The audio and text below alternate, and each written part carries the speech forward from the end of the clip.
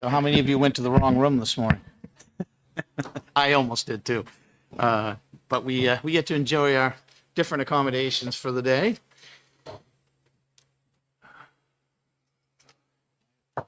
So we will begin by opening up House Bill 470. Who's introducing? All right. Representative Leon is recognized to introduce the bill. Good morning and welcome to Senate EDNA.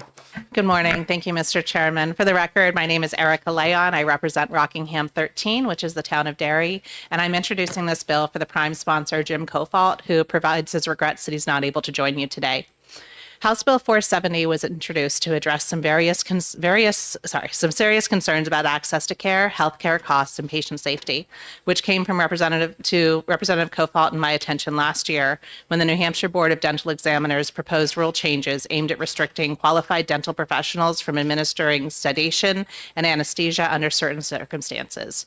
That was due to a law change, which was a reaction to a very unfortunate death of a child in California, which was later reviewed to not be a system problem, but a problem with the individual who did not provide appropriate care to that child who unfortunately died during sedation.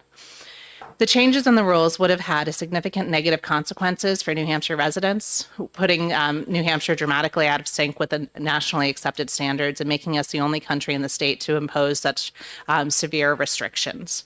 The proposed rules treated minimal sedation the same as moderate sedation, increased cost of care by requiring a second person and anesthesia for certain children. It would have shifted many procedures into hospitals that aren't set up for the ORs. It would increase anxiety for patients. It's tough enough to go to the dentist office. When you have to go to the OR, it's even worse, and disproportionately impact those with developmental disabilities who may need sedation in order to be able to deal with these procedures. It was a more challenging rules process than usual, and we actually had a objection response in December to the rules proposed by the dental board. But I'm happy to announce that last week we passed rules that are acceptable to everybody. And that is phenomenal news. You may ask about the value of this bill now that the rules have been adopted, and that's a fair question. One of the several challenges during rulemaking was the position taken by those who were writing the rules, where they took the phrase that said, the board may exempt the dentist from this requirement if they are board eligible or board certified in either dental anesthesiology or oral and maxillofacial surgery. That was interpreted to mean, well, we could, but we're not going to, and we're going to hold them to the same standards as everybody else, regardless of their training. Another point of contention was the number of cases to be considered active if they were to give an exemption.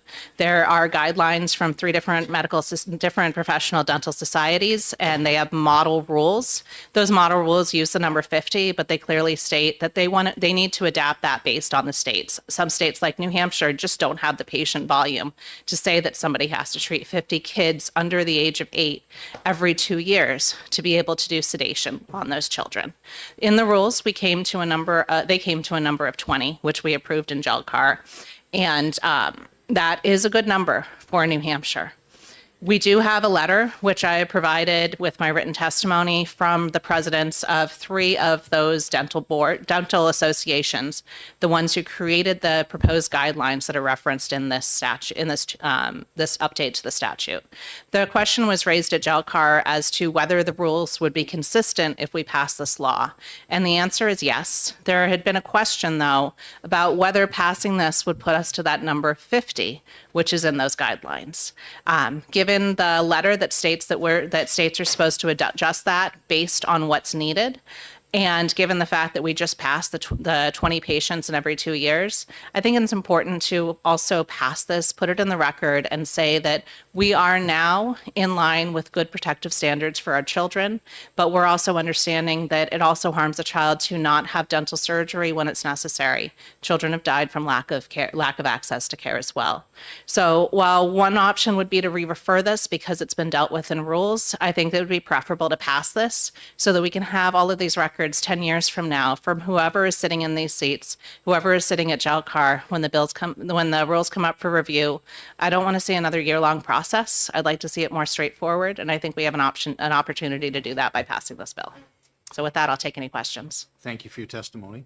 I will admit that my thought is to keep this bill in committee and kind of let the rules get implemented and see how it goes, but I will certainly take into consideration the testimony you've provided. Thank you. And if you wanted to keep it in committee and then next year look to a positive motion, that way you have an active vehicle if any changes are needed, that's a great idea as well. Questions from the committee? All right, seeing none, thank you. Thank you. I'm off to health. Representative McGuire?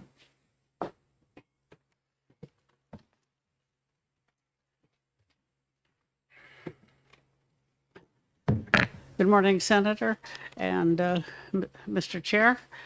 I'm Carol McGuire, Merrimack District 27, and as Representative Leon explained, this is a detailed position for largely from the oral surgeons, but supported by the other dental societies on how to handle anesthesia. And the committee supports it. It is in consonance with the rules we just adopted. And I think it makes sense to put it in statute, because this is a sort of detail we often put in statute, just to make sure the rules don't drift off into uncharted territory, which they had attempted to this year.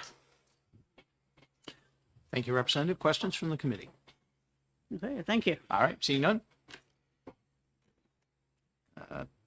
Lori Rosado? Yep.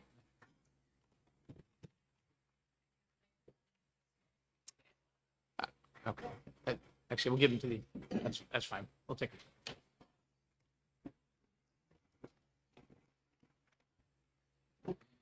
Good morning and welcome. Good morning. Thank you, Senator Pearl. My name is Lori Rosado. I'm a resident and general dentist here in Concord, New Hampshire, and I'm here today representing the New Hampshire Dental Society. Could you pull the mic just a little bit closer to you?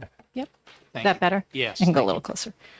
Okay. Currently, oral maxillofacial surgeons and other anesthesia providers in the state of New Hampshire safely provide deep sedation and general anesthesia to patients of all ages. HB 470 is a bill that will require the Board of Dental Examiners to keep the current anesthesia guidelines to continue to allow the safe delivery of anesthesia, which is currently in accordance with the national standards long established by the American Association of Oral and Maxillofacial Surgeons, the American Society of Dental Anesthesiologists, the American Dental Association, and the American Association of Pediatric Dentists. A lot of what I was going to say was said already, so I don't want to sound repetitive. I'm going to skip down and just say that passing HB 470 will require our New Hampshire Board of Dental Examiners to establish sedation and anesthesia guidelines to be in line with national standards of delivery. The requirement will support both access to care and patient safety. It will require providers to demonstrate proficiency and maintain the highest standards of safety and care. HB 470 will create parameters for DEN 304 to be within national standards. There's no documented need to upend the current delivery model. The board's current proposal is a solution, or was a solution. They're now reaching more agreement to what we're presenting here today, but it was in search of a problem with unintended consequences for patients and families, as well as an already strained healthcare system. Please support HB 470 to protect both patient safety and access to care for New Hampshire residents. And I just want to speak personally as a general dentist. In general dentistry and other many specialties, we use oral surgeons as our backstop. When a patient comes in that's severely infected, our go-to is the oral surgeon. If we have to send people to the emergency room, especially a child, if you picture a 5-year-old child that's got an abscess that can be treated immediately by the oral surgeon, if we're going to send them to the emergency room to sit there in pain for hours to wait to be seen, 1, unnecessary cost, of course. 2, unnecessary pain and trauma for a child. And 3, we already have a model in place that has been very safely done in New Hampshire for 40 or 50 years or more. And we know that we can keep this model very safe and give the best of care to everyone in New Hampshire. So thank you for the consideration of this. And if you have any questions, I'm here to answer. Well, thanks for your testimony. Any questions from the committee? All right, seeing none. Great. Thank you. Thank you. Tommy Burke?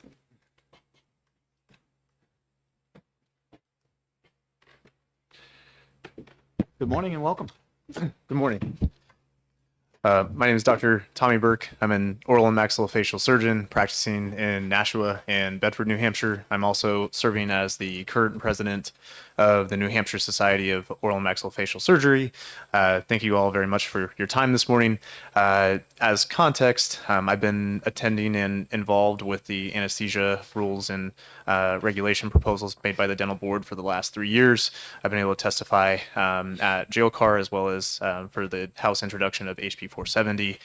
HB 470 was introduced as a response to the dental board's proposal that for anesthesia rules regulations that would have differed from national standards, and as has been outlined, would have affected, in our opinion, patient safety and access to care. Since HB 470 was introduced, the dental board has been working diligently to introduce or make changes that were proposed by JLCAR that are more consistent with those national standards. And as Representative Leon outlined, those changes have been made that are consistent with national guidelines, and we feel that address a lot of those concerns.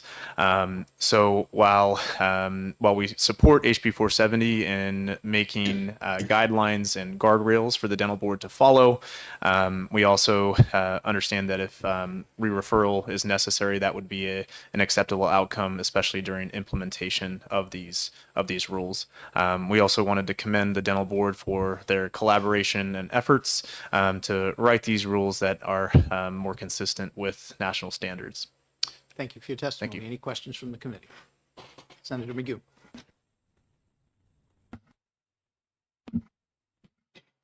Thank you, Mr. Chairman. Thank you, Dr. Burke, for bringing your expertise, and also to JLCAR as well. How do we know that 20 cases is sufficient when all the other states have different numbers? So we've looked at, could you turn your mic back on? I'm sorry. He knocked you off. That's all right. There you go. So we've looked at, so the guidelines that were proposed, it's a joint statement with ASDA, the American Society of Dental Anesthesiology, AMOS, my organization, as well as the American Academy of Periodontology. 50 cases over 2 years is what was settled on in these model regulations. However, that is meant to be adjusted state by state. In terms of other states that have actually implemented these changes, such as Ohio and Mississippi, those states have actually done the 20 cases as well, because we're trying to strike a balance between patient safety and access to care. At least based on the data that we've been able to gather, the 20 cases over 2 years seems to be strike the balance where at least those that do the highest volume in our state are still able to deliver that anesthesia model, while also maintaining that they're able to reach that case number and make it realistic. At least for many surgeons in the state, 20 cases doesn't sound like much, but for our type of model of practice, that still is a very high volume, and it would be difficult to achieve. Oliver? I guess my confusion lies in if it needs to be 50 cases somewhere to maintain proficiency, why does it need to be 50 cases everywhere? Why is it safe to drop it to 20 just because you can't get to 20? Isn't think the standard the standard? so. These were model regulations that were settled on by multiple organizations with different opinions on a case number. Now, while that is the proposal, I think that they ultimately defer, as Representative Leon outlined, in terms of the letter that was sent on behalf of those organizations. That's meant to be deferred to the states. I mean, it's hard to say, is 50 an acceptable number? Is 20 an acceptable number? I think we have to strike the balance where we say, okay, if 20 cases are going to be able to be achieved by surgeons in our state, and still be able to deliver that standard of care, then I think we need to make that realistic. One more? Thank you. So if I understand you correctly, if we had 50 here, effectively it's a ban. Correct. We wouldn't be able to have, and that's the access to care. So we've adjusted the standard, the minimum number per, and just so we're clear, what I discovered recently is it's per certification period. So it's really 10 per year. Correct. So everybody on the committee understands it's 10 per year. It's not 20 per year. 20 It's over 2 years. 10. Correct. 20 over. So it's a really it's less than one a month. Correct. But you're You're right. confident that people will be safe doing.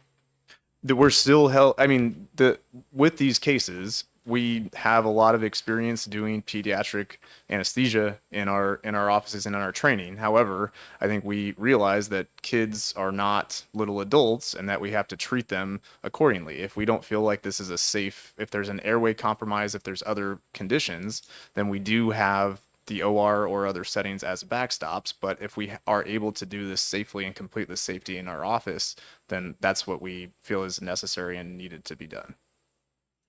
Any further questions from the committee? All right, seeing none, thank you for your Thank you. testimony. Nick, from OPLC? Oh, we actually didn't check you wanted to speak, but do you want to speak? We have no position. We just wanted to be available for any questions, and we'll operationalize whatever the legislature asks us to do on this. All right, any questions for OPLC? Looks like we're okay. Thank you, Nick. Anybody else that would like to speak on House Bill 470? Seeing none, we will close the hearing. We have 3 minutes. Do we want to exec this? All right. Motion to go into exec by Senator McGee. Can we have a second? Moved and seconded. All in favor? Aye. You want to make a motion? Yeah, I'll move re-refer. You have a second? I'll second. Discussion? Seeing none, all in favor? Aye. Aye. Any opposed? No? Okay. Consent? That's fine. Move consent? Second. All in favor? Aye? All right. With that, I'll take a motion. Well, we got, I'll take it. Senator McGee can take it out. We have 2 minutes. Do we have something quick we could do? This is going to be a interesting day for all of us. I know I have 3 bills I have to introduce beginning at 10 a.m., so it may get a little mixed up at times. House Bill 55. We'll start right at the top. We have, you guys ready to take that up?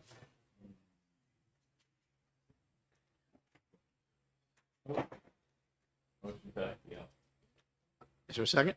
I will second. Discussion. Seeing none, all in favor? Aye. Any opposed? Want consent?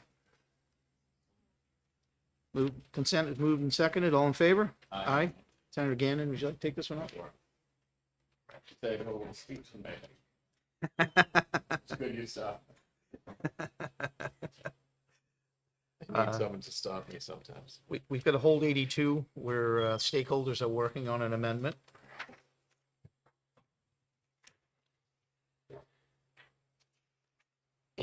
Hopefully you're working on an amendment at 660. Yes, I tried to warn you. I know, you were right. I thought it was nothing. I do have an amendment for 85. Kevin, do we have that here? I'm not certain if that's come over. I do have one. That is the respiratory therapy. Are you ready to act on that? No, I'm not going to do that. Re-refer? We have an amendment that I drafted. If you remember. Is it? It's the one we talked about. All right, let's hold off on that because we're at 9:20 and I don't want to be behind. So I'll take a motion to come out of exec.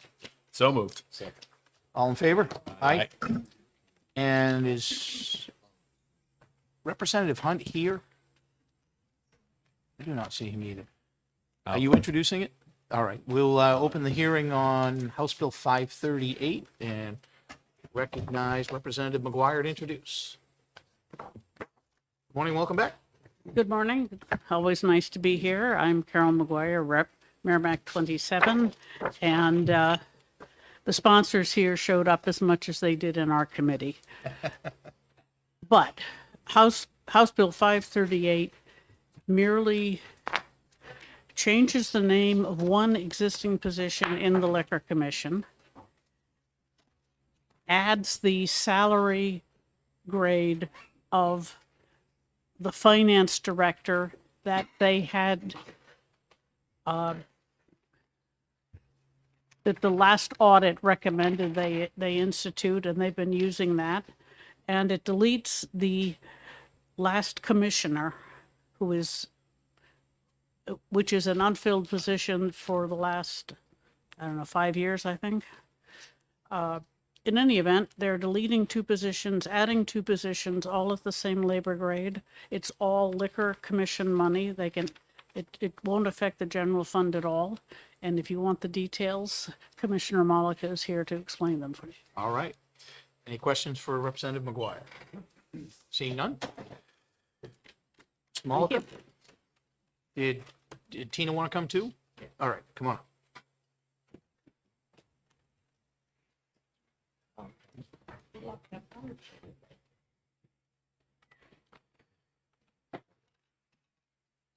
Good morning and welcome. Good morning, Mr. Chairman, members of the committee, good morning. I'm Joseph Malik, I'm the chairman of the Liquor Commission. With me is our CFO, Tina Demers. And to speak to Representative McGuire's testimony, this is basically just a cleanup bill. Years ago, the commission was 3 commissioners. That was changed in the legislature to a chairman and a deputy commissioner, thus leaving us that position. And we've decided to, through our audits in 2018, 19, and 20, we were asked to put this position in of Director of Finance and Auditing. We actually waited in doing it, thus the time that's passed, because we're in the transition of our MAPPR 40-year-old legacy system to our new next-gen system. That was the reason why we waited. So we wanted to make sure when we did this that the person involved had some background in MAPPR, obviously Microsoft and D365. So that's basically what we're doing, eliminating 2 positions and swapping them for the 2 new positions. And I'd be happy to take any questions that anyone may have. Great, thank you. Thank you. Tina, anything you want to add or just here for questions? All right. Thank you for your testimony. Any questions from the committee? Looks pretty straightforward. All right, thank you. Thank you very much. Anybody else that Appreciate would your like to time. speak on House Bill 538? Have a great day. Thank you. Seeing none, we'll close the hearing, and we've got 5 or 6 minutes, yeah? Do we have a second? All in favor? Aye? Aye. Any opposed? Can you send that over to Kevin before I lose it? Do we have a second? I'm sorry, did we have a second? Yes. Yeah, second, Senator Gannon, seconds. Discussion. Hearing none, all in favor? Aye. Aye. Any opposed? Consent? Moved and seconded, all in favor? Aye. Senator Reardon, would you like to take this one out?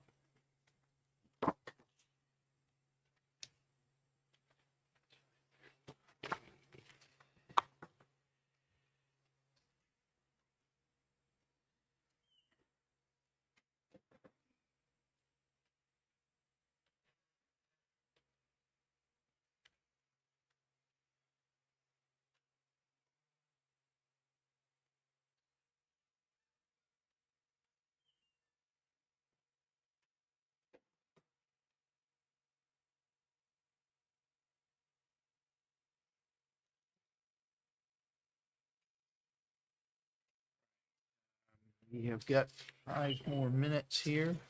Did we find out if we had that amendment in our folders? All right, then let's hold off on 85 until the amendment is here.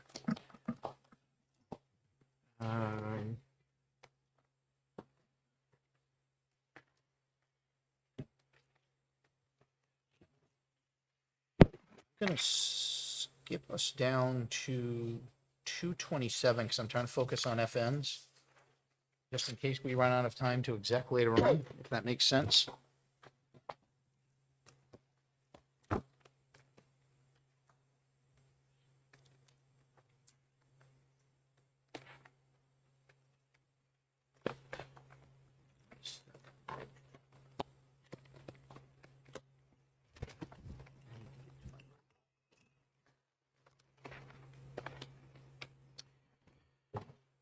All right, 227 is the licensure for psychotherapy activities and services.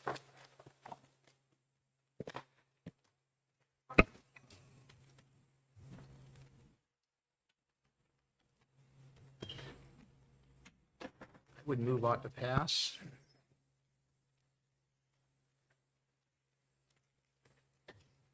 We have a motion in a second. Do we have any discussion? Seeing none, all in favor?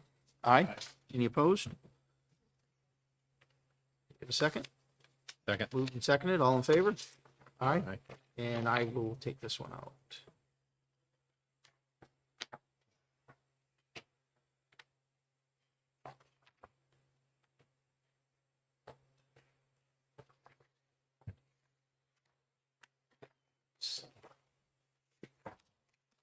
Just quickly look through and see what else we have for FMs here.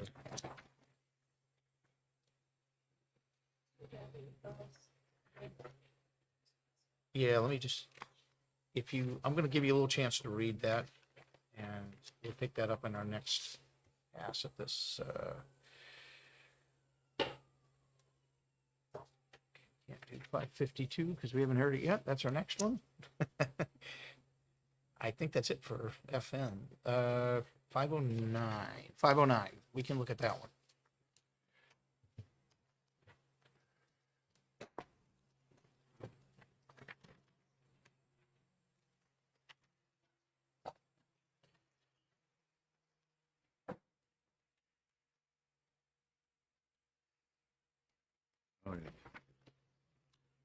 Seem to have 509 in my folder either. Oh, I got it in the wrong order. There we are. 509.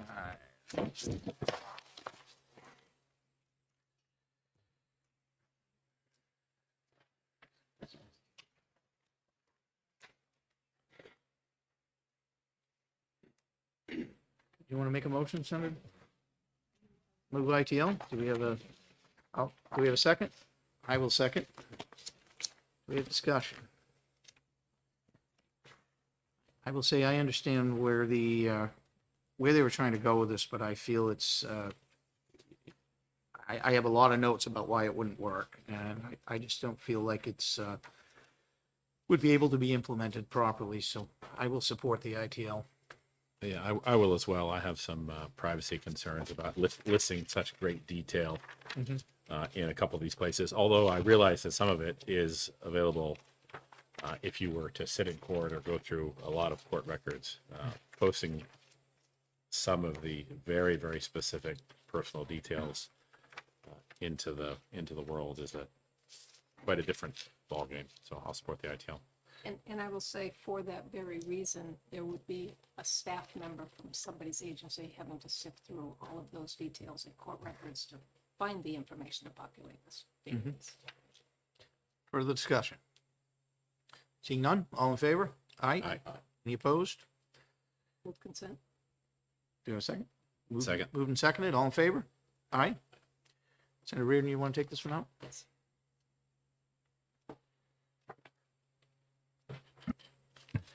And with that, I'll take a motion to come out of exec. So moved. A second? All in favor? Aye. Aye. We are out of exec, and you want to grab me the sheet on 552? Are you introducing? Come on up. I'm sorry? I think they've gone around. We will open the hearing on House Bill 552. Representative, you are recognized to introduce. Thank you very much, Mr. Chair, members of the committee. For the record, my name is Dave Luno, representing the people of Hopkinton Bow, but I don't give up Concord easily, and Granite Staters who live anywhere in our beautiful state. So I'm here to introduce House Bill 552, which I believe the chair has seen before, and we have talked about this bill favorably in the hallways. It basically applies to the state of New Hampshire retiree health insurance plans and eliminates the provision for children between the ages of 19 and 26 to be the requirement to be a full-time student. So removing this provision affects very, very few retirees. Very few children that would qualify in this case. The premium is paid 100% by the member, not by the state. So even though the fiscal note has an indeterminate amount. You can see down towards the bottom, it's paid entirely by the retiree and not and does not incur the state of New Hampshire any costs at all. We've had this bill actually has passed the Commerce Committee 17-0. I think, John, Representative Hunt actually cited its sponsors as being maybe a strong reason why it received such unanimous support in the committee. Finance 25-0, and it did actually run through House and Senate last year as House Bill 1292. But a non-germane amendment was laid on top of it late in the game, and it didn't make it through its second trip to the House. So Administrative Services has testified in the past in support of it. Joyce Pittman specifically, she attests to the fact that there's no cost to the state, and hopefully this bill can continue on its journey without any modifications and make its way to the corner office so that our constituents who actually had requested this to be considered a couple of years ago can finally have some feel good on this and improve the benefit to our state retirees. Thank you for your testimony, Representative. Do you have any questions? Seeing none, thank you. Thank you very Appreciate much. Representative McGuire signed in favor, and that is all I have on my sheet. Is there anybody else that would like to speak on House Bill 552? All right, seeing none, we will close the hearing.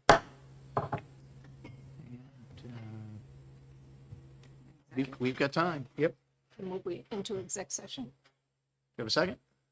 Second. All in favor? Aye. Aye. I'll move on to pass on it. Second. Any discussion? Hearing none, all in favor? Aye. Any opposed? Move consent. Second? Second. All in favor? Aye. Aye. And I'll take this one out. You're all good. Thank you. Move out of, oh, you want to stay in? Yeah, exec? let's stay in. We've got a few minutes. While I'm making my notes here, just review that Amendment on 85. amendment on 85. Thank you. Sorry, I'm reading, trying to write at the same time.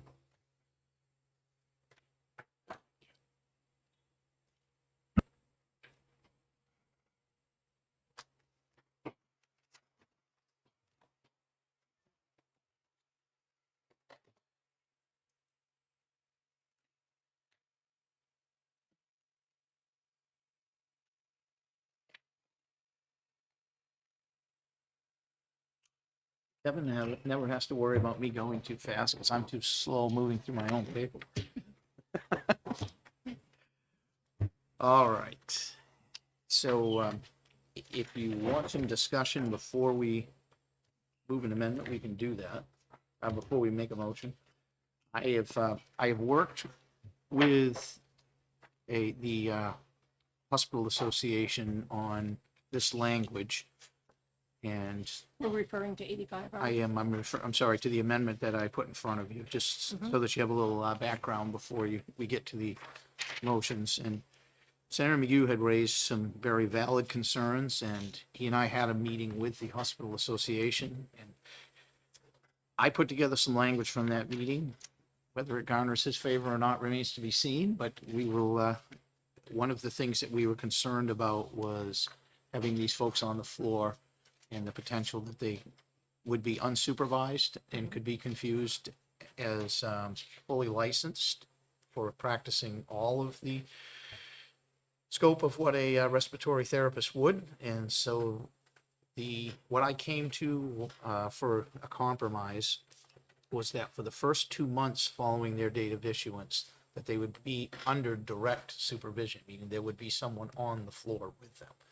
And then following that, if they would be able to go off from that, and it would also give the hospital essentially 60 days to evaluate the competency of that student and the license that, the level of competency that they are claiming to hold. So I felt that was a reasonable compromise to give some oversight.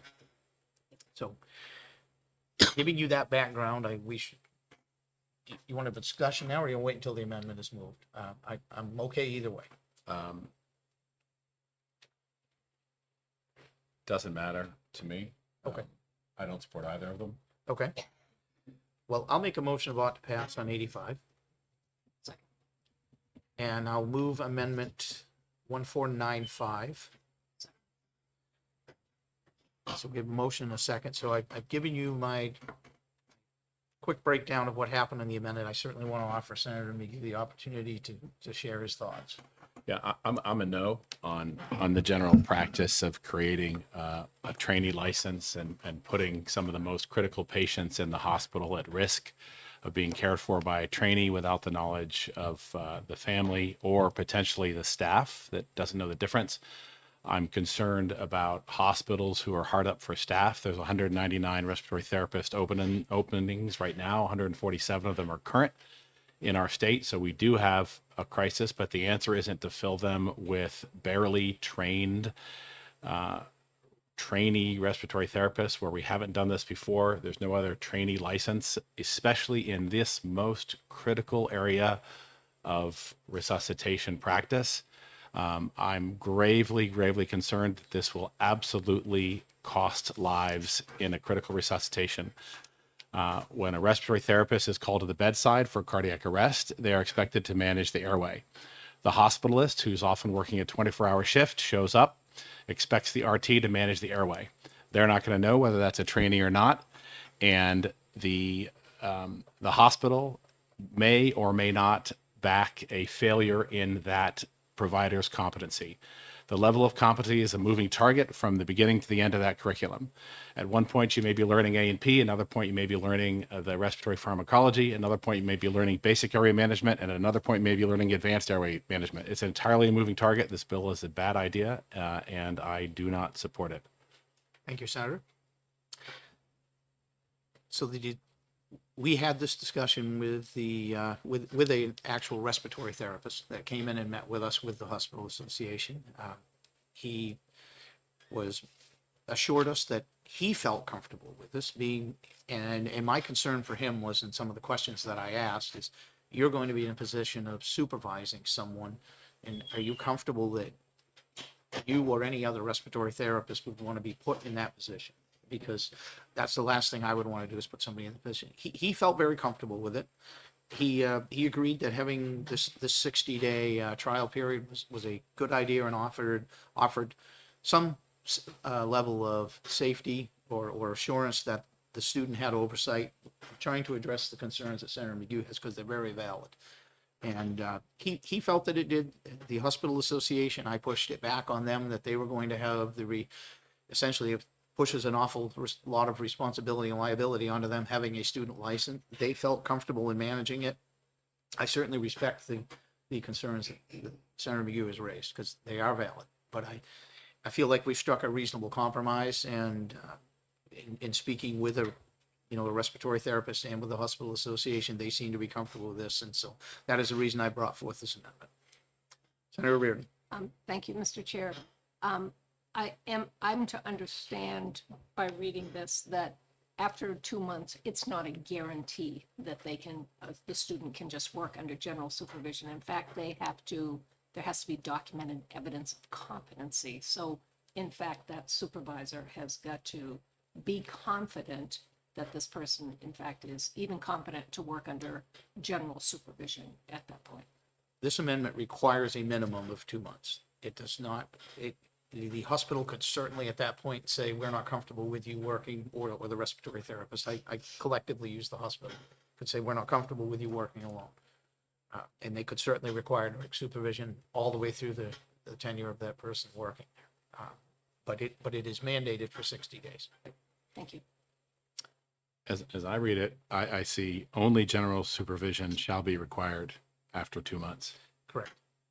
And general could mean the supervising nurse, the hospital supervisor, the house supervisor who's in the building, and that's it. And the question is, do all the other staffers namely the hospitalists, the intensivists, those first responders, managing those initial moments of a resuscitation or a rapid response team, where it's the airway that's managed first, and the expectation is that that person with the R on their tag, the respiratory therapist tag, and we've all seen those tags, right? They say RN, MD, RT. And so what's this one going to say? RT hyphen trainee? Is it going to be big letters? That's not in the bill. Is it going to be really obvious? Is that incumbent upon the hospital to say this person's a trainee so everybody knows it? Are they going to have to stop and look in those early moments when they should be putting an airway in and starting advanced airway maneuvers or starting compressions? That's the protocol. I've done it. I've worked in those hospitals. I'm continuously licensed for 30 plus years. And I'm telling you, this is dangerous. This is asking for a problem. And the hospital is not going to be there to back up those employees. And maybe or maybe not, they have personal professional liability insurance. They should, but the vast, vast majority of them don't, and they'll get hung out to dry. And I'm not only concerned about them, but I'm mostly concerned about the patients who will suffer. And we haven't done this anywhere else. And this is the most critical area. So why start here? This is a life or death situation. Further discussion from the committee? I- Senator Reardon? I would offer Senator McGue that the activities that this person can participate in, they have got to have documented evidence of competency and conditions specified by rule pursuant to 541A, so you'll get another crack at what those competencies and what that tag possibly says in JELCA.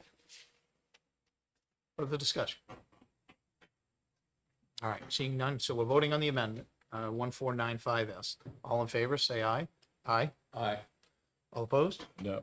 Okay, the motion passes 3-1. I will move out to pass as amended, using the amendment 1495. Second. Further discussion? All the previous reasons, I'm still a no. Understood, and I do appreciate you bringing this and your expertise to this. All in favor, say aye. Aye. Aye. Opposed? No. You want to let this on consent, or do you want to speak on No. the floor? I'll speak on it. All right, so this will be, I will take this out. It will not be on consent. I'll take a motion to come out of exec. So moved. All in favor? Aye. We are at time, all right, so our next hearing is on House Bill 282. Is that yours? And we will recognize Representative Pearson to introduce the bill. Good morning and welcome. Good morning. For the record, Representative Steve Pearson, Rockingham District 13, which encompasses Derry. I serve on House ED&A. What I have before you today is House Bill 282. I'm a co-sponsor of this piece of legislation. House Bill 282 can seem a little confusing. We certainly had some confusion in the House on it, so I want to address some issues that were brought up with some confusion in the House, and then we'll go from there. What this bill does is it takes a theoretical pot of available funding and it modifies it to a realistic number for today's dollars and circumstances. What this bill does not do, it does not enhance a single person's individual benefit. And I want to make that clear because there was confusion in the House that the numbers that we're talking about here are per person. That is not the case. So why is this even here? So let me paint a scenario for you. The Department of Transportation has changed the requirements for dealing with motor vehicle accidents on U.S. and federal highways. And those requirements now have brought a lot more people onto a scene than ever before.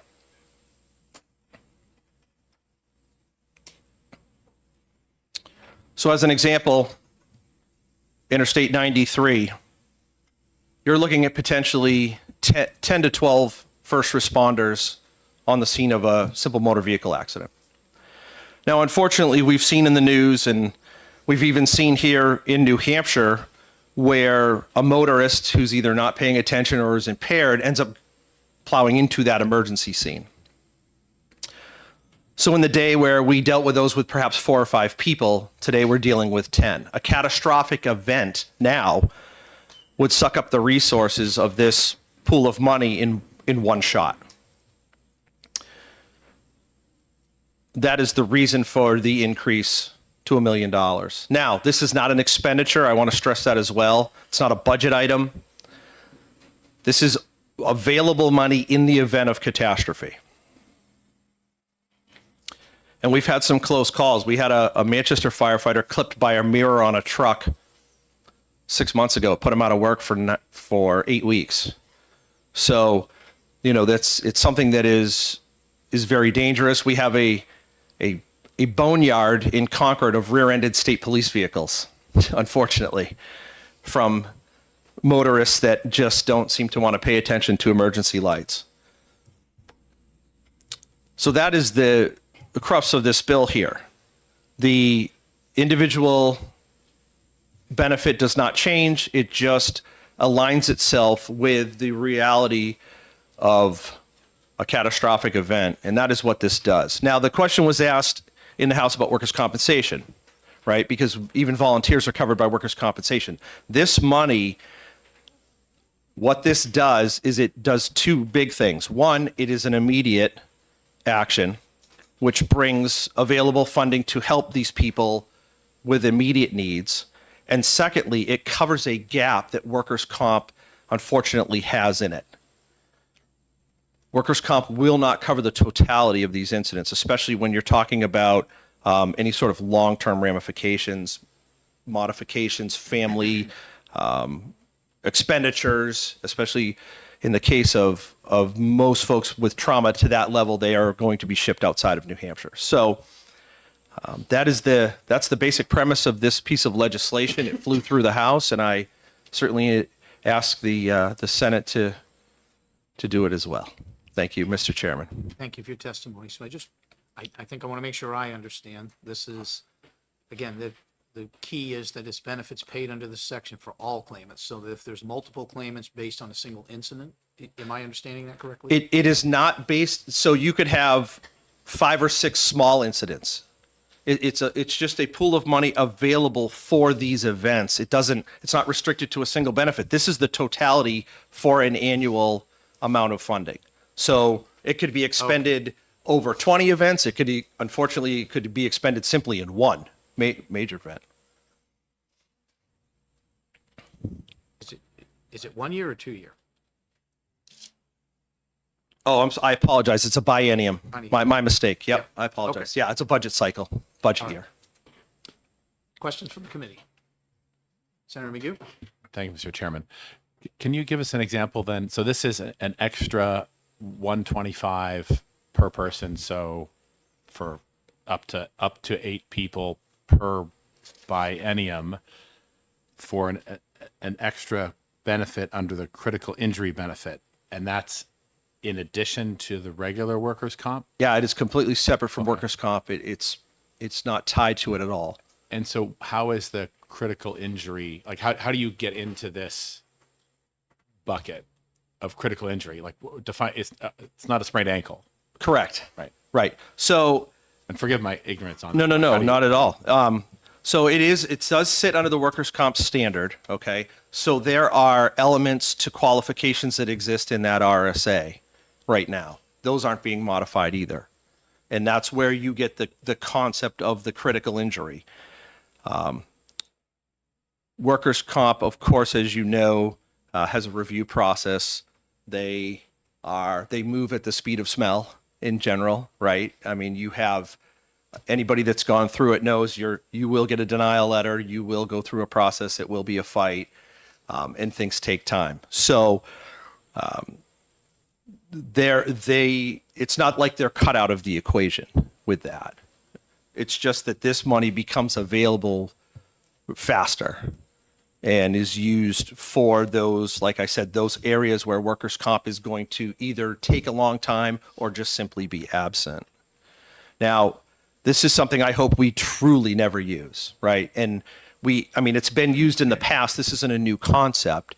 But what we're asking here is we need to get the reality of response areas where this occurs a little bit more in line with today, and the fact that the dollar has changed. Now, I gave you an example of a motor vehicle accident on the highway. This could also be firefighters working in a building and it collapses. This could be a situation where law enforcement gets into a firefight. It's not, it gets reviewed under the workers' comp standard, and they, like I said, still have a say. They still assign their opinions to it as well. Further questions from the committee? Senator Magoo? I guess I'm just trying to understand what makes it rise to the level of critical injury. Is it, permanent disability? It would be major musculoskeletal, and also separately, it's not illness, right? It's not Correct. like a workplace cancer, which is that Correct. whole other bucket. I think Correct. Mr. Rill may be able to answer that if you want to defer to him. Sure, absolutely. Yep. Yeah. No problem. Further questions from the committee? All right, seeing none, we'll bring. Thank Mr. you very Rill up much. and Let him answer that, as well as, I'm sure, certain other questions. Got it. Morning. Thank you, Mr. Chair and honorable members of the committee. For the record, my name is Brian Rill. I'm the president of the Professional Firefighters of New Hampshire, and we represent approximately 2,000 active and retired firefighters and paramedics throughout the state. I'll start right off the top. I don't have much to add to what Representative Pearson brought forward, but to answer your question, Senator, the critical injury benefit under current law encapsulates any critical injury that involves permanent damage to an internal organ or one of your 5 senses, and it is very specific to those items. So whereas your regular workers' comp statute would cover your sprained ankles, as you mentioned, or anything in between, this is specific to those injuries, which is, I believe, why this hasn't been grossly used in the past, because God forbid those incidents aren't as frequent as some of the others. So we believe that this is important for all the reasons that Representative Pearson mentioned, but also just falling more in line with what we're seeing throughout the country, throughout the state, and really globally, as far as these catastrophic incidences and their frequency is really gone up over the years. And I think that we want to get ahead of this now, so that, God forbid, there's an incident like this in the state, we don't have a firefighter, a police officer, correctional officer kind of left out in the cold here. Because as it states in current statute, once you max out that $500,000 for that biennium, there's no more benefits or claims being paid out. So we think this is incredibly important to ensure that there's that backstop there to protect these folks. And like I said, we currently haven't even reached the maximum benefit yet in a biennium. I think the most that was paid out was during 22, I believe it's 2022, 2023 was $350,000. And that's, you can find that in the methodology on the bill itself. So whereas we have not met that maximum threshold yet, this is certainly an instance where I would love to see the state be proactive instead of reactive, and really show their support for the first responders that are protecting our state. And I think it's important to echo what Representative Pearson said, that this is not a needed budget item or a budget discussion, and that was from LBA when we had the hearing in the House. LBA mentioned that the governor would draw a warrant on this money. It would not have to necessarily be a budgeted item. So I think that's important to share as well. But with that, again, I'll keep it brief. I don't have much more to add. I'm happy to take any questions that you may have. Thank you very much for clarifying that it's very serious injuries and permanent damage to internal organ, and that's very helpful. Thank you. Sure. Any other questions from the committee? Senator Reardon. Thank you, Mr. Chair. Thank you for taking my question. Thank you for being here. So I'm looking in the statute's about 10 years old.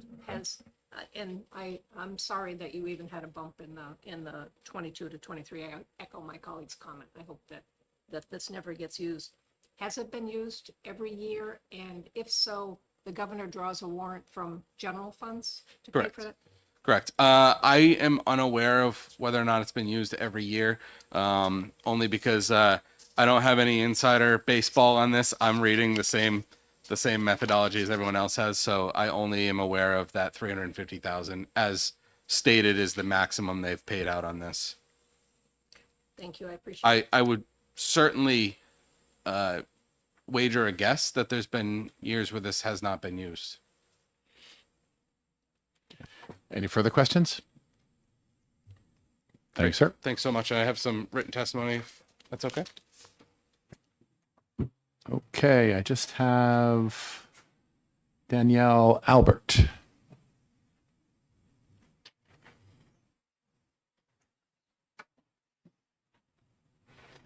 Thank you.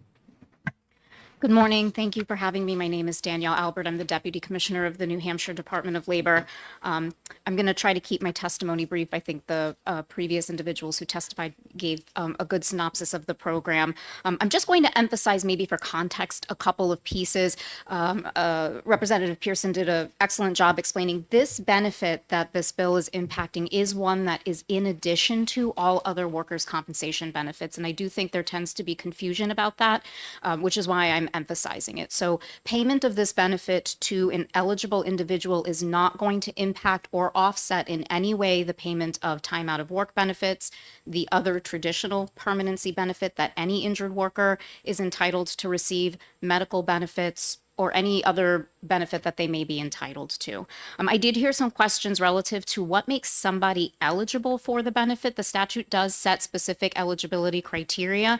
If you have an individual who is a Group 2 retirement system member, and there's been a determination by the Department of Labor that that individual is at what's called maximum medical improvement at less than 100%, then they may be entitled to or eligible for this benefit. By way of how does that come to the Department of Labor, typically the injured worker and or their attorney is going to file sort of like a petition with the department, providing the medical documentation that supports the claim. The department's going to verify that they are indeed a Group 2 retiree member.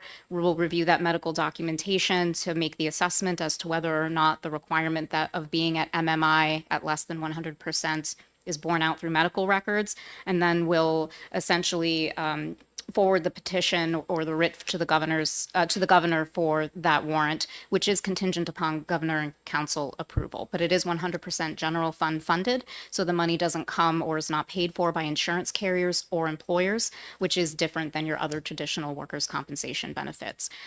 Relative to the kinds of injuries that this benefit covers, there are actually three categories. It is permanent loss or impairment of your internal organs, your sense of speech, touch, taste, or smell, but also permanent damage to heart, lung, or brain. The way that functionally operates, if there's a determination that there's an injured worker who qualifies and they have one of those three categories of injury, the statute ascribes a set number of weeks at that individual's compensation rate, which determines or dictates the amount that they get paid. And that's in total. So for example, if you look at the statute, permanent loss or impairment of the heart, lung, or brain entitles the individual to 208 weeks worth of their compensation rate. Those aspects of the statute are not being impacted or changed by this bill. The bill also has, the existing statute also has a cap on what an injured worker can be paid out. That's a total amount of $125,000 per claimant. So in the event that an injured worker is a higher wage earner and 208 weeks for the injury at their weekly compensation rate, their weekly workers' compensation payment rate, totals something in excess of $125,000, they are capped at $125,000. This bill is not changing that cap, and there was some discussion in the House about how that worked, so I just wanted to make that part clear.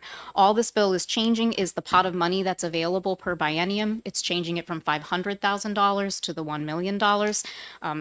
The department understands that. We believe we can administer to that under the current construct. I did hear some questions about that I'll try to answer for you about how the statute's been in effect since about 2014, so a little over 10 years. Has it been utilized over those 10 years? It has, with slightly increasing numbers. The only year that claims were not filed was for biennium 2020-2021, but there were 1 to 2 in the preceding bienniums. In 2022-2023, we had 3 claims filed, and for this biennium to date, we have 3 claims that have gone through with a 4th one pending. The highest payout for any biennium to date remains at that 350,000-ish amount. We've not yet reached the cap for the current biennium. And I am happy to answer any questions, if there are any, that I may be able to. Thank you so much for your testimony. Questions from the committee? Seeing none, thank you very much. Thank you. You're welcome. Is there anyone else who would like to testify on House Bill 282? I don't see Representative Prue in the room. He's the only other one signed up. All right, seeing none, close the hearing on House Bill 282. And we'll go right into House Bill 248.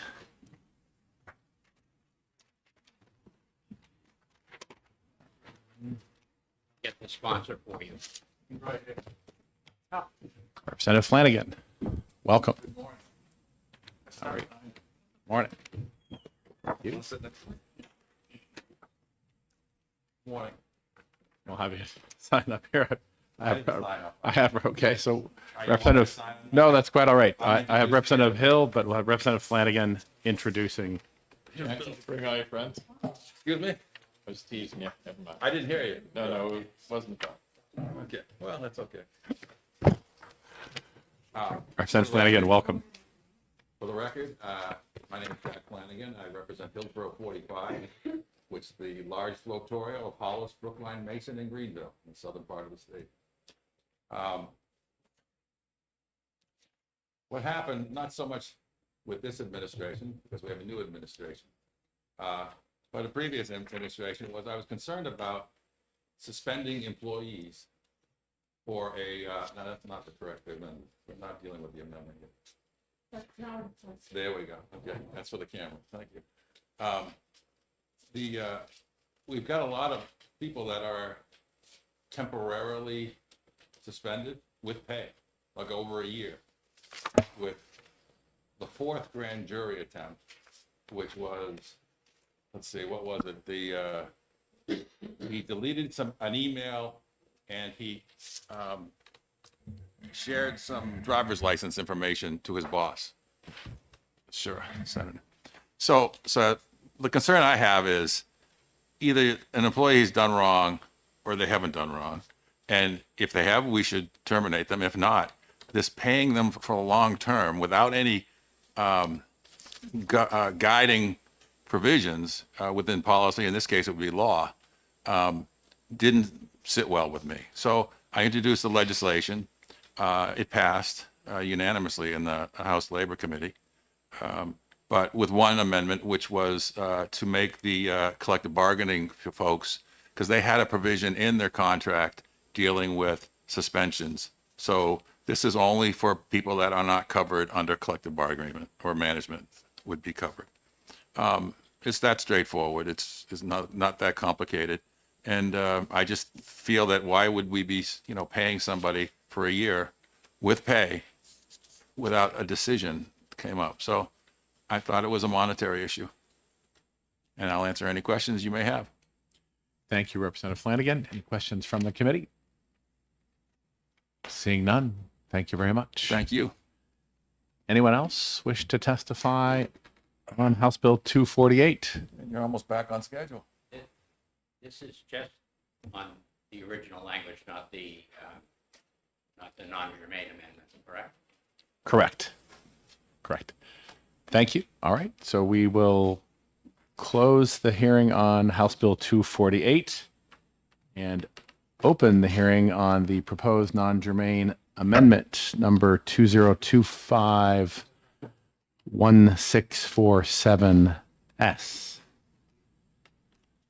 We are just barely back on schedule and flip the sign. Thank you. Okay. So let's see. This is Senator Carson Bertzel. Let's have a look and see if anybody is. Don't know.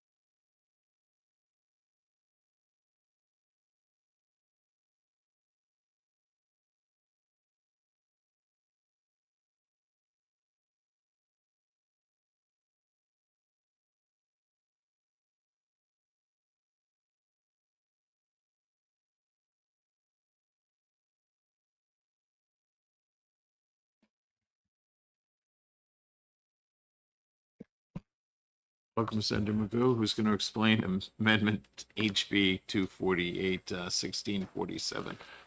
I will merely stand in for the sponsors, Senator Carson, Senator Bertzel, Senator Perkins Quokka, and introduce the proposed non-germane amendment to House Bill 248 relative to notice requirements. So, although I'm not a sponsor on this, this bill outlines some procedures for handling the expansion of state employees by providing written notice and periodic updates, and defines certain terms. So that's the amended analysis of the bill. And this amendment adds some additional language after Section 1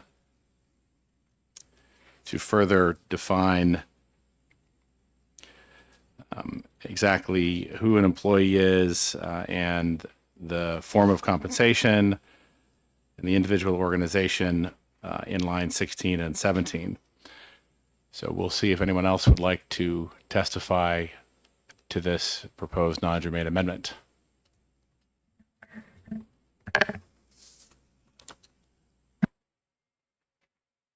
be happy to defer questions to the sponsors if they're here, or anyone else who wishes to testify on this non-germane amendment.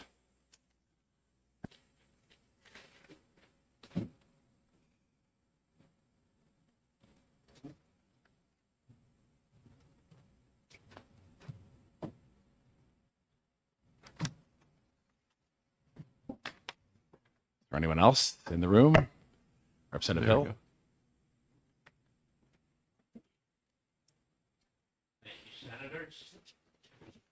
For the record, I am Representative Greg Hill. I represent Merrimack 2, which is Northfield. And I'm also the chair of Legislative Administration, which for 3.5 years crafted the legislative ethics bill. So I'm kind of involved with the non-germane amendment as it came through. I have no position on the underlying bill. Perhaps you can do a much better job explaining it than I did then. Sure. So what we first did in legislative administration in our consultation and discussion ongoing with the ethics committee We had a bill that came to us from the chair of ethics, Ned Gordon, to work with, and we worked continuously with the ethics committee to craft that recusal section. In addition, I had our committee researcher, who is phenomenal, did research on all of the state's ethics statutes, which I read, several of them many times. It's a very difficult area to draft and to amend. And the reason is so much of it is specific to the legislation that is coming before a particular committee. You know, we have 1,000 bills. There are conflicts that arise, but not all of them are financial in nature. And so invariably we would get into this mare's nest of discussion on, well, what if, and we had to finally just shut down the what if questions because you have to deal with specifics of the legislation before you can handle any what if questions. And that's one of the reasons that I'm here requesting that this non-germane amendment be re-referred.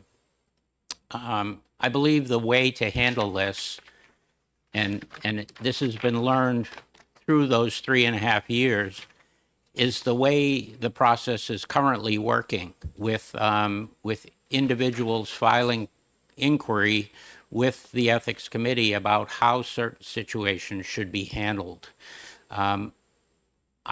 We looked at this situation maybe a little differently in the committee versus the ethics committee. We looked at it from the standpoint of how to guide legislators who are not lawyers, who may be sitting in the middle row of Division 3, and all of a sudden a bill pops up that they feel, gee, I may have a conflict with this, but they don't have their attorney on speed dial to ask them, read this section of law and tell me if I have a problem. Our belief is that it would be much better for us to handle this type of legislation or this type of situation of conflicts if we could help legislators understand when they may have a conflict and what to do when they see that conflict. We therefore looked at recusal from the standpoint of a safe harbor, and looked at it as a situation where if you do think you possibly might limited have a conflict, the safe harbor would be to recuse yourself on that. If you don't, and you choose, you just need to be aware that either through disclosure or just operating as every other legislator does, you are opening yourself up to a potential question, which doesn't mean that you're guilty. It just means that you may need to further explain it to someone else. That's all. Recusal, however, was set aside as a safe harbor. It would stop the ability for you to have a complaint filed against you, basically. So we did an extensive review of all of the statutes in all of the states, and we put some situations in place, one of which is dealt with on line 12 of the amendment. And I believe this weakens our work and the law that we passed last year. This is the definition of public at large, and the public at large is defined in our shorthand as your profession or your own occupation. So I'll give you a potential example. If there was a situation where EMTs were going to get a raise, it would be all right if legislative EMTs voted on it because all of the EMTs are going to get the raise, not just that particular EMT. We looked at it from the standpoint of the public. We tried to put ourselves in the shoes of the public who would say, yeah, sure, they voted for this raise because they're going to get the raise. They don't care if all of the other EMTs are getting the raise. They care if that legislator who pushed the red or green button in the House situation, pushed the red or green button was getting a raise. So the idea of the own occupation or profession had little meaning to us. We felt it was better to look at it from the standpoint of if you're getting a benefit as a legislator, then it affects you, and that's how the public would look at it. And that's why we put the public at large, not your own occupation. So that would be one problem. And that problem with that section 3C bleeds down to line 27, where public at large is also used when they're talking about direct benefit and direct detriment. I have no problem with that section of direct benefit or detriment, with the exception of that phrase public at large, if it's defined as it is in the earlier section. The next issue that I have with this is one that came up at the end of last term through the Ethics Committee in an actual complaint. And this appears to try to correct or help that situation of an employee, of a legislator who is related to or has a household member that is a lobbyist. Again, I think the way to fix these things is through ethics inquiries, not to try to fix them in legislation, especially where this is so new. To go in and make corrections on things before it's had a time to percolate, I think is misguided or I think it needs time to simmer. But in this particular case, I also I have opinions on whether what would happen in that situation where a spouse or a household member is a lobbyist. But I think the way to handle that is that through that inquiry and ask the Ethics Committee how they would review it, rather than us coming along and changing the statute. With that, let me see if I have anything else here. I don't believe I do. I do want to emphasize the fact that we are looking at this as a way to help all of us legislators, to avoid being subjected to that broad brush of you folks are just like Washington politicians. If there's one thing I've learned since I've been here in 2010, that phrase irritates me no end. We are a citizen legislature. We are volunteers as far as I'm concerned. The way each of us conducts our own ethical situations or conflicts affects all of us. And that's how we reviewed this.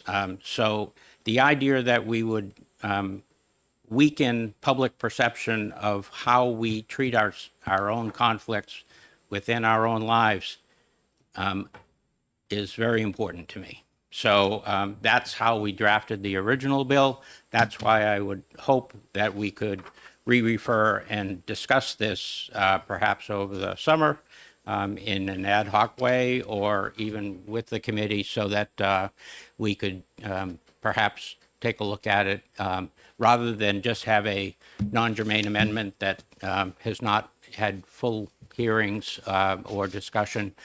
I'm sure the rest of my committee doesn't know anything about this. It was just the one line in the Senate calendar. So, and my other concern, and this is off this topic of ethics, my other concern is when we add a non-germane to a bill that won't go back to the committee that was working on that specific legislation. So this would go back to labor. And unless that chair let me know, it kind of gets lost, but that's just a personal quibble, I guess, with how the system works. With that, I'm happy to answer any questions. I appreciate your patience with me. Thank you, Representative Hill, for that commentary and explanation. We really appreciate it. Questions from the committee on this amendment? Thank you very much. Anyone else who'd like to speak on Representative Flanagan?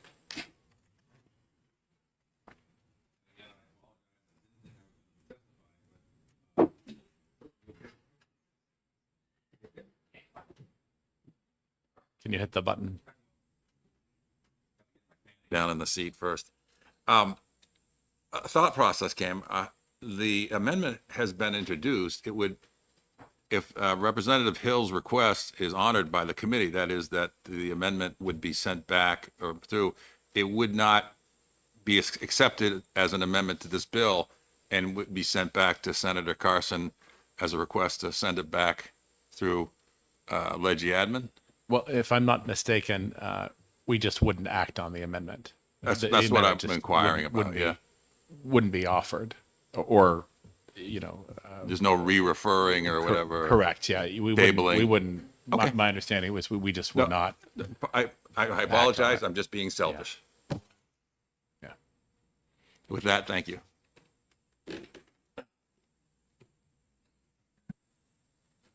Anybody else on the amendment 2025-1647S? If not, we'll close the hearing on the amendment and the committee will be in recess. Oh, Representative Hill, was there something else? Nope. Okay. All right. Thank you. Committee will be in recess.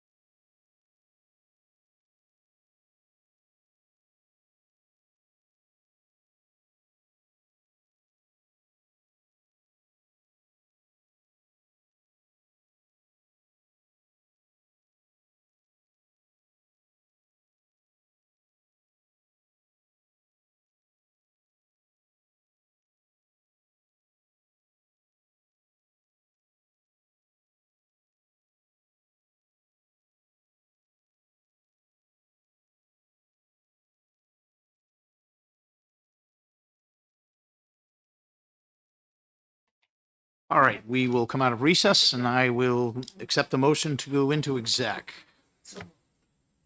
You have a second? Moved and seconded. All in favor? Aye.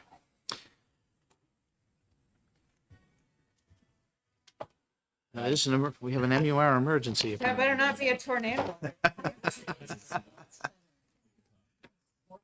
I think it used to. All right, so why don't we Weather. start with House Bill 282 FN? If you notice, I'm trying to get the FNs out of the way. That's the one we heard at 9:40. And I still have the folder out, so it was a little bit self-serving too.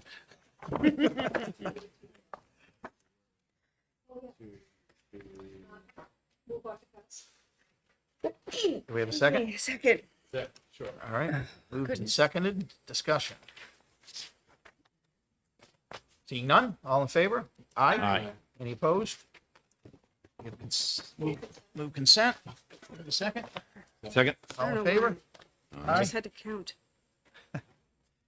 Sarah Reardon, you would like to take this one out? All right. Next is 248. And we have a non-germane amendment on that Oh, yeah. as well.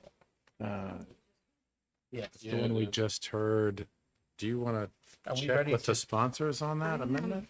Hey, Tara. The, No. They weren't here. So- I'm good Did with not love the I'm underlying good bill. with putting the Yeah. amendment on this bill, I- and my understanding is we're okay to do that. And I have spoken to the sponsor. Okay. They weren't here. I introduced it. I didn't know. Oh, Rep. Flanagan didn't come back? He was here. No. Representative Flanagan was here. The sponsors of the amendment were here, so I introduced it, did Oh, not, okay. was rather uninformed admittedly on it. Understood. Representative Hill spoke to it. Did we open? We're in exec, yes. No, We haven't done unless- a motion on this as of yet, Okay, for 248. for 248. Got it. If- So if- I'd like to make a motion. I know there's it's a new non-germane amendment, but if everybody's good on it, we'll go through with it. So you have a motion you want to offer? I want to offer a motion for House Bill 248 inexpedient to legislate. Right, but we have to we have to bring in the underlying bill first before we can But if talk we about an RTL it, we amendment. can't amend it. I'm aware. Yeah. But, or, motion brings it in, and then you can move the amendment. Yeah. unless, Is there yeah, a second on the ITL? Okay. So I'm gonna, so now that we're open, we can have a discussion. we can have a discussion. Yes. I have, I just want to do this appropriately, that we're having a discussion about all of the things. The underlying bill is, I think, there's been a plethora of bills this year that are directed at one specific incident. And this particular one, involves the judiciary, and the judiciary is not mentioned in this particular bill. And as an aside, I will say that this amendment, I have absolutely zero problem with, but I don't want to keep the underlying bill. So if there's a will to amend out, do a replace all, I would joyfully join you. Well, Senator, if you Joyfully. read the amendment, Yep. it replaces the bill by replacing section 1. After section 1. After Oh, all After after, section- I'm sorry. Yeah. I read it wrong. After read it that way section the 1. first time. I read it wrong, my apologies. Yeah. Yeah. So that's why I introduced it as an ITL, Well- so that we could at least have the discussion. As a point of process, if Yes, we a point of accept the process. emotion of ITL, we would not be able to add the non-germane amendment because the bill would therefore be dead. So, but I want to discuss the underlying bill first. Okay, so, And would be open to amending my motion, should there be a will to, I want to hear what people think about the underlying bill. first. is there further discussion on the underlying bill with a motion of ITL? From the committee member. Senator Reardon, I'm sorry. Thank you. I agree that the underlying bill does not include people under the collective bargaining agreement. It is a small slice of non-union state employees that this pertains to. I think they have pointed to the case that has brought this about. And it says regarding the suspended employee will get a status of the investigation every 90 days. In long-term suspended employees, if it's gone beyond 90 days, it's because there is an ongoing investigation. And I'm not sure that whoever's doing the investigation wants to give the suspended employee a status update other than we're still investigating it. It seems pointless. I'm not sure what information would be given. And if in fact, if a suspended employee has their own attorney, there probably already is ongoing, especially this is not non-union employees that we're talking about. So this seems like, yeah, it sounds like a great idea on first blush, but in fact, I'm not even sure what the update would be other than we're still investigating You're you. still suspended. We're still investigating. So I don't see the value of the underlying bill. Any discussion from other members? It seems fairly innocuous to me to, even if the status update is that we're still investigating and we don't have anything else to tell you except that, what's the harm in updating the suspended employee? And what's the harm in setting a 7-day date to provide some reason for suspension? I'm sure a suspended employee knows why they're suspended. I think the 7 days, that's likely already happening. The every 90 days, somebody's got to create a tickler system to make sure that notice goes out every 90 days. Is that state personnel that's doing that? Is that the agency that's doing that? What happens if they mess up and they forget to send that notice out? I think it just seems to create more problems with generally no real value. I don't think the employees left in the dark if they're being investigated. They probably know exactly why they're being investigated. And it's their business, and it's an employment situation between an employer and an employee. And if we had state employees coming before us saying there's a big black hole, I've been suspended without pay, I don't know what's going on, that might be one thing. That's not what we saw. Would the committee consider amending the language here and removing on line 5, starting with the suspended employee, removing that line and just leaving in place the 7 days so that they get a written notice in 7 days of why they were suspended, just to make sure that they do understand, and then removing the suspended employees who provided periodic updates? That seems problematic to me as well. So I would be in favor of that, and then we would leave the very last sentence, this section shall Yes. not apply to employees. of Yes. collective Would bargaining. that satisfy the concerns that the two of you have? So we would leave So- in place the 7-day notice, that they would get a written reason why in 7 days that they were suspended, but remove the 90-day updates? Do we know that people don't get? We don't, but this would be Yeah, a so we- policy saying that they would, for sure. I think that's a reasonable policy position to take. I agree.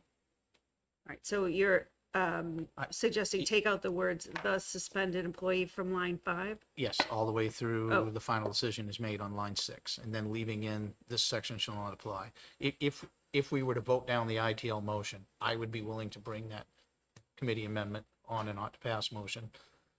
Okay, so take out that sentence. Yes, Okay, I'll withdraw my second on the. I will ETL. withdraw my motion. and I will move ought to pass. I'll second that.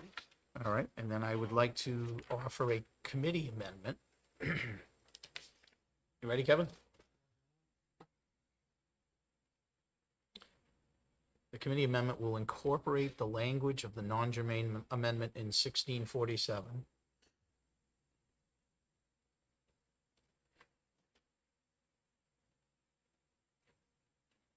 And additionally, when you're ready, we will strike the language beginning on line 5. The suspended employee shall be provided with periodic updates regarding the status of the investigation every 90 days until a final decision is made. So we would strike that language. Is that clear to everyone? Yep. I need a second on that committee. Oh, second. Second. discussion on the committee amendment, which again incorporates the non-germane amendment in 1647 language and strikes out the lines indicated on 5 and 6. Understood. Okay? All in favor of the committee amendment, say aye. Aye. Any opposed? I guess I'm moving on to pass as amended. Senator Altschiller is seconding. Further discussion on the bill as amended. Seeing none, all in favor? Aye. Opposed? Do we want consent? Sure. Sure. It's a OTPA. All right, all in favor, say aye. Aye. Second? Yeah. Oh, Yeah, was it? I heard two people say sure, so I took it as a first and second. But did Kevin hear two people say? Yeah. Did you hear? Yeah. All right. My Okay. apologies. That's okay. I'll take this one up. That is, Nicely done. thank you.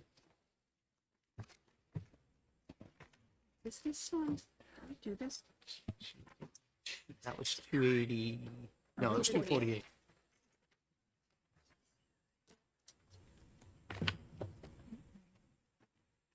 I'm sorry, which one you got? I'm just making notes. We haven't moved on yet, sorry. Bear with me a second. I'm still getting my head out of testifying too. 282 we did. OTP. Who did we assign to take that one out, Kevin? I'm sorry. 282. Senator Reardon. All right. What number was that? We just did? 248. It's the very last one on the list though, because it's the. All right, so we're done. Right. Okay. All right, back to the master sheet. Is there any more FNs, Kevin, that we have not done? 268. 268. Yes, 268. So let's do that one next. 6, 8.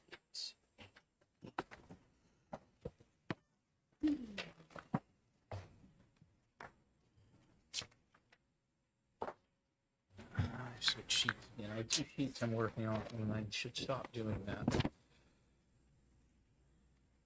right, this was Representative Lynn's bill.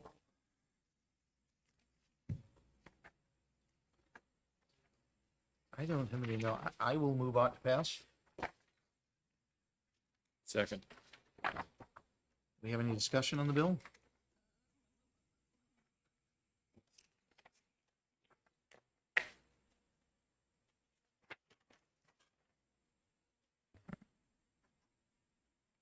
This is fine. Just as a side note to the committee, there are changes in House Bill 2 that could potentially impact the Board of Tax and Land Appeals, their very existence. So, Like making it go away. yes. So just understand that we can pass this bill, but there may be other language which personally I oppose because I think the Board of Tax and Land Appeals is very important. But just be aware that there is language. All right. But if, you know, if successful in keeping the Then- board, then then this we would should prevent- be, yeah, we yes. would want to have this. Yes. Okay, I'm good. All in favor? Aye. Any opposed? Move consent. Do we have a second? Second. Moved and seconded. All in favor? Aye. Aye. Unless there's somebody else who really wants it, I'll take this one out. I don't hear anybody. So Kevin, I will take this one out.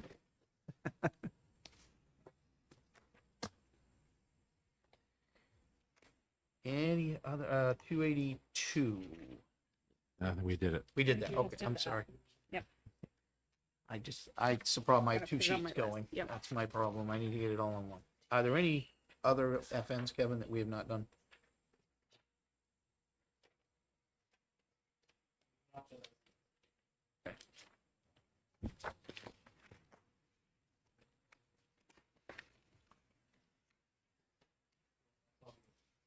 Okay.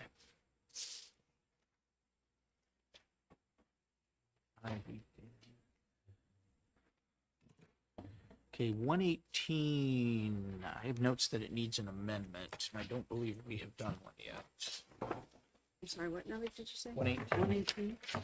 I believe we need an amendment on that, so unless someone has a differing opinion, I'm gonna hold that. I have And an amendment by you dated April 1st. in a so file. maybe I've done. I think I needed to fix it though, if I recall. I believe there was I was trying to get through all of these before today and I was not successful. Yeah, I have an amendment too. So 1471. That's what I got. Yeah, I'll replace all. Yeah, I think there's something else I need to fix on Okay, that, so I'm so gonna ask that we hold it Hold. until I can make sure I'm right. It's not an FN, so I'm okay with that. There's time. We need to hold 142. I am working on an amendment on, this is the Gold Star Bless you. Mother's Bill. I'm working on an amendment that I think the committee will find acceptable. Great. 156 also needs an amendment, and I have not got my head around on how to fix that one yet. We need to. So we'll hold that as well. 183. That's the next one. I am going to move IPL on this bill. 183. This was Representative Prue's bill that tried to move the reporting requirement from 24 hours to 7 days. And I have real concerns about that. I'll second you. So, as I've had a discussion, we've had a discussion, many of us, in committee on this, and I've also reached out to Senator Prentice. She has real concerns about this 7-day requirement. I do respect and understand Representative Prue's initiative for bringing this because of overtime concerns within the department and the way that these emergency responders cycle out on their schedule, but I feel real concern that waiting 7 days is too long. And I just can't support that. Senator McGill? Yeah, I tend to agree. I think a 48 hours is probably a good, so I'd ask the committee to consider 48 hours, just to give those providers, and I'm one of them, I mean, I get it. And there's plenty of other states that actually go well beyond 24 hours. So we've done 24 hours for a long time. There's a lot of cases where it extends beyond that, and there's zero enforcement on it. There's plenty of states that go 4, 5, 6, 7 days. I think that is too long. I did look into the definition of emergency medical services incident report. It does include the patient care records. You can't leave the facility now per protocol without delivering a handoff report and the printed out summary, which includes medication delivery, electrical therapy delivery, all of the things that are printed out from the advanced life support monitor, so including the ECG tracings and all of the things that require medication reconciliation, all of the things that require that will help the higher level of care that you've transferred to continue to deliver care. It's the official write-up, which is essentially redundant to what you've already delivered. That's the piece that sometimes you potentially need a little longer than that 24 hours. So I'd ask the committee to consider committee amendment to make it 48 hours. I think that's in line with, that's a good number, a good compromise. Well, the current the current motion is ITL. We would have to overturn that or withdraw that motion. I guess my question to you, Senator, is the current system, do you feel that the issues with it are raised to a high enough level that we need to change it? I mean, I understand that we could be. I'm listening to the providers, what the providers and the difficulty they're dealing with working a lot of overtime and being tired and producing better quality documentation. And it's a balance between getting it done when you're fresh versus when you're tired to waiting too long. So that's the balance. Right? You don't want them to wait too long, right? But you don't want them to be forced. And so sometimes they do come back the next day. They generally can't do it from home. Well, I certainly don't want to be insensitive to the fatigue factor. I respect that, and this gives them 24 hours. I guess What's the current? I'm struggling to find the benefit of going to 48 hours versus 24. I mean, we're satisfying the fatigue factor by giving them 24 hours. I'm trying to give you a reasonable opportunity to convince me that we need to move it to 48. Plenty of years working 24-hour shifts. Mhm. Right. And it's the benefit of the expertise. You can listen to it or not. It's up to you. Would you have any objection to moving to 48 hours out? I think the testimony that we heard was, it was likely like 2 days on, 3 days off or something like that. So 48 hours just bumped into somebody into their day off. You're running into the exact same overtime issue. If you're doing that, we're not solving the problem.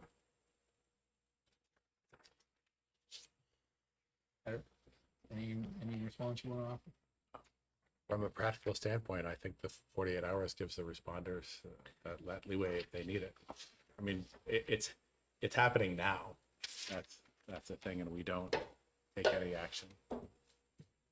So I guess you could leave it the way it is and let it continue to happen. I mean, nobody from the Bureau of EMS is chasing somebody down with a violation or suspending their license if they submit their report 25 hours after. Sounds like there's enough leeway currently offered that I'm not sure that there rises to the level of a change. Could be. Further discussion? The motion is ITL. All in favor, say aye. Aye. Any opposed? No. It's 4-1. Will you oppose consent? Nope. Move consent. Second? All in favor? Aye. Aye. Completely lost my bill number on that. Sorry, I got both sheets going here. 183. 183, there we go. Both. You want to take this one out? I've taken a lot. Senator Reardon will take it out.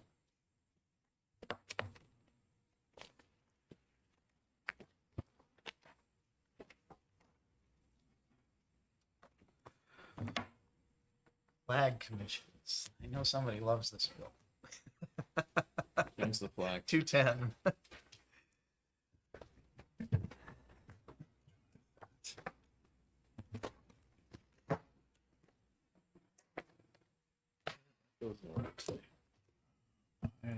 Before we make a motion, I would like to offer Senator McGee the opportunity to change my mind from where I'm at, because I know he's passionate about this bill and I respect that.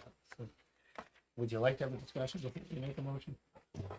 Let me find the bill.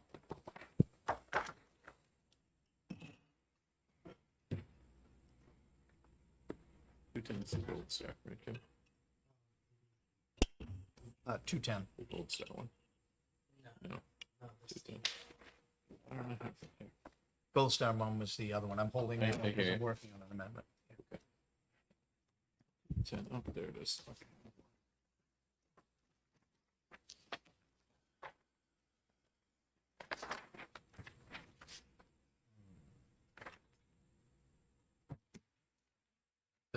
Does anyone have time constraints going forward? Bill Before can noon? introduce at 1:30, but I think I'm pretty good. Okay, all right. Because we've done the bills that I had to get done, or really wanted to get done today. I'm happy to keep going through the calendar and get as many as we can, but I just want to be It was respectful. supposed to be somewhere at 11:15, but 11:15? All right, we can Can respect plow that. through a couple of those. Yep. Can somebody just say vexillologist before we go? Vexillology. oh yeah, Vexillology. Senator McHugh, do you want to comment? I'll give you an opportunity before we make a motion. Yeah, I'll move. I'll be happy to move. Ought to pass and offer a committee amendment to extend the effective date to November 1st, 2026. Do we have a second on the ought to pass? Not Nobody hearing a wants- second, I believe the motion You dies. traditionalists. So That's okay. I'm going to move ITO. I'm Second. batting 1,000 today here. The rest of the committee just seconded the. Senator McHugh, I'll offer you the opportunity You for discussion. traditionalists. We're gonna have a good day. I know. I will say this. We'll just spend all day speaking against each other on the floor coming up. That'll be really fun. My opposition to this is, I feel the way the bill is worded, it greatly favors changing the flag, and I'm not in favor of changing the flag. And sometimes we have to be careful when we open up a topic, and I don't feel it's a topic that needs to be discussed. I'm very happy with the flag. I certainly respect the intent of the bill itself and what it's trying to do. to me, it's not a topic that I want to take up, and if there are folks, as Senator McGee being one of them, that wants to keep bringing these bills in, then that's what the legislative process is for. But, well, I'll speak to it. Please do. I favor changing the flag in a fairly specific way, which Really? actually makes it yeah, I brought the bill in, and it makes it worse according to the guidelines of vexillology, which is why it Somebody did said which is why it didn't pass last year, and which is why it also didn't last pass in year. 2010. I see. Okay. I'm like, you're not on this bill. What are No. you talking about? Okay. No, I wanted to add "Live Free or Die" to the flag. So did and that okay. bill's been brought in a couple of times. Our own House clerk brought it in 2010. I brought it back Gotcha. in a slightly different fashion, but that further violates the guidelines by adding words and making it worse. So, given that, I was open to this sponsor's amendment last year to having a commission and letting everybody participate, because I'm not afraid of the design, and I was flooded with hundreds of design submissions, most of which I thought, oh, that's very creative, really interesting. Anyhow, I don't think we need a commission, another committee or commission, so I'll support the ITO. All right, so All in favor? Aye. Hi. Any opposed? Consent?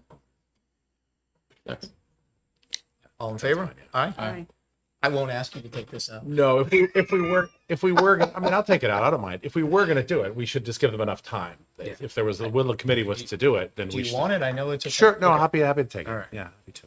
And I'll explain why. I feel a floor speech coming. Well, it's on. No, it's no, on no, I'm not consent. going to speak. I will give you the liberty No. of doing that in the blurb. How's that? Yeah, that's fine. I think it'd be great in caucus if you did it in caucus. Don't need to. Senator Gandy, your time for a couple more, or Sure.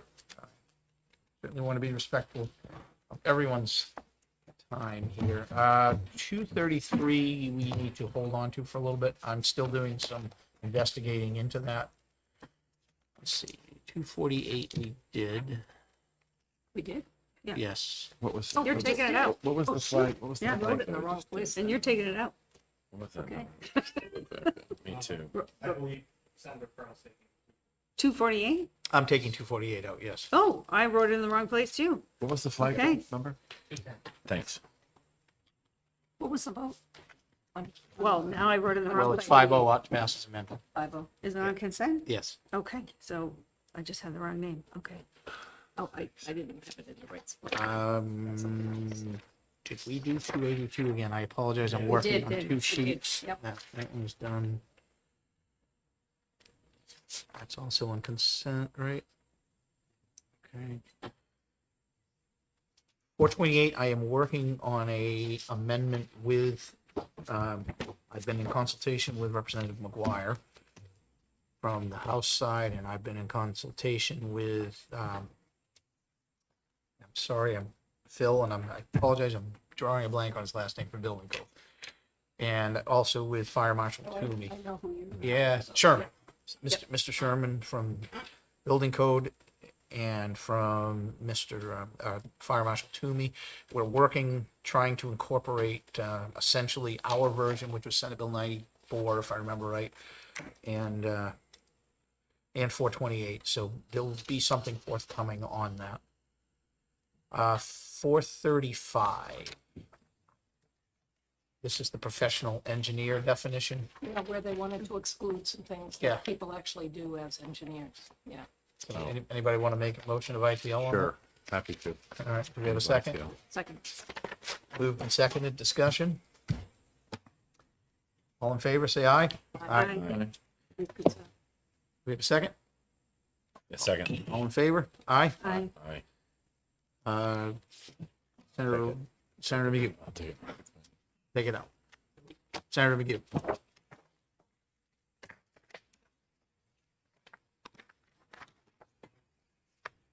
I think with that, I want to be respectful of Senator Gannon's time. We've made great progress.